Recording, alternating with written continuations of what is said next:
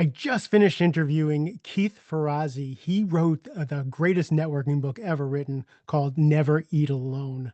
His new book is Never Lead Alone and comes out in a week. And we decided to do an interview so that I can coincide our episode with the launch of his book. I love his work. I love him. He's such a good human. And what sets his work apart for me is the humanity and the vulnerability in his work, because I think that's really important. But we were talking and he was, his work is mainly not one-on-one executive coaching like I do, but he starts with the teams. I coach teams also, but I generally start with the one-on-one.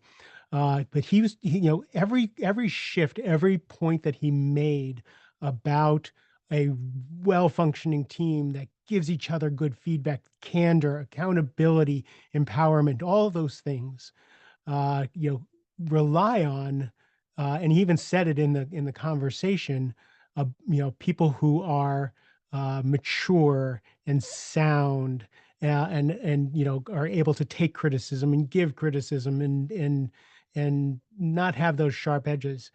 Now he does practices to help you learn how to do that, and I'm 100% behind that. So again, not disparaging the book because I'm going to read the book and I'm going to steal with love, just like I do from Patrick Lencioni and everybody else that Michael Bungastani, everybody else that I steal from and incorporate into what I do.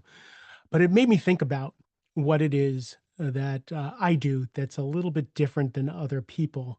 And that what I want you as listeners, and I hope you get out of this podcast when you read my books or in my coaching, is, what happens when the situation isn't ideal? I asked the question is, does your book help if the whole team isn't on board? Because he wants everybody, the whole team to read the book and then work on the practices.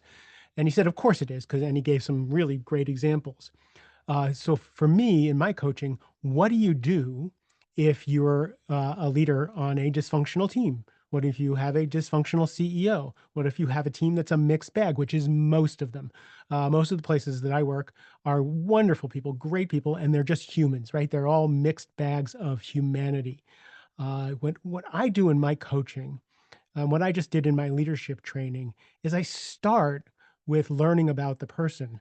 So, like in the leadership training I did last week, we did personality tests. We did the Enneagram. I don't do the Enneagram for fun, like, oh, isn't it fun to find out that you're a helper or you're a driver or you're one of these things? It's information to understand about yourself, about what your prime motivations are, what your fears are. These core motivations, core fears affect how you interact with the world, how you hear feedback, how you give feedback, how you judge people. And then when people give you feedback, how do you react? So a perfectionist who gets feedback that they made a mistake will crumble inside because they can't stand making a mistake. An active controller, if they feel things are out of control, that's when they're going to lose their mind.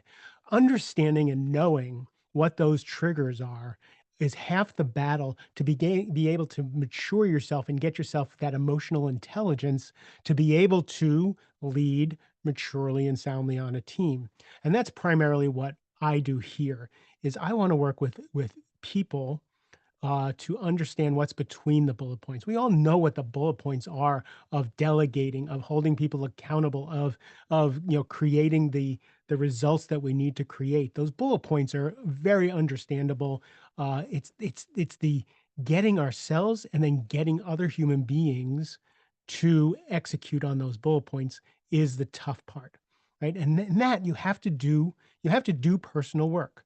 You have to understand what's happening to you when someone comes at you and you irrationally lose your shit and have to go to the bathroom and calm yourself down, or you have to go take a walk because they came at you with something that was a 4 on a scale of 1 to 10, but you took it as a 10, or you got mad at something at a 10 when it wasn't a big deal. What was that was going on with you that made it that way?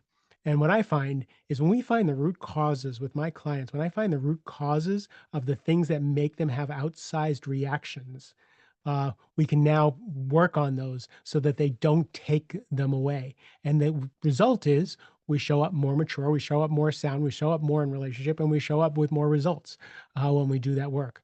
So be very curious about yourself.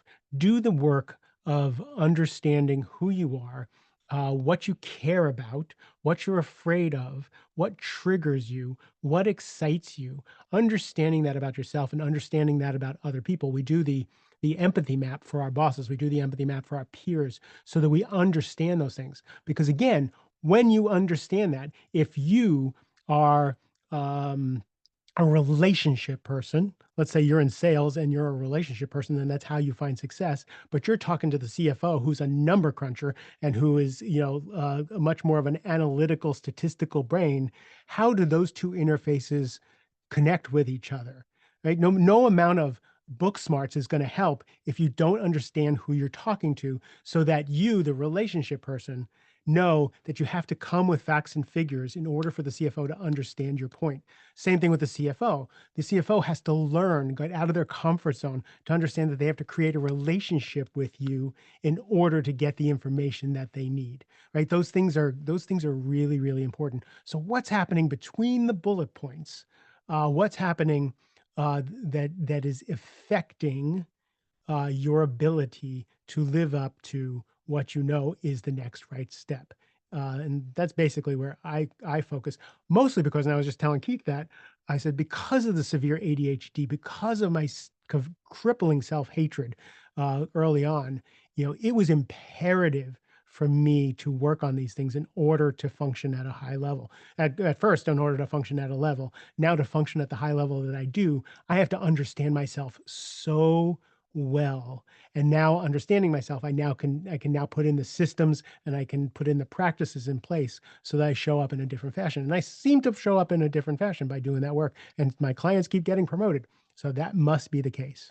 So do the work, be introspective, be kind and interested and curious about other people, and it'll take you a far, far, far way. Love you a ton. Have a great rest of the day.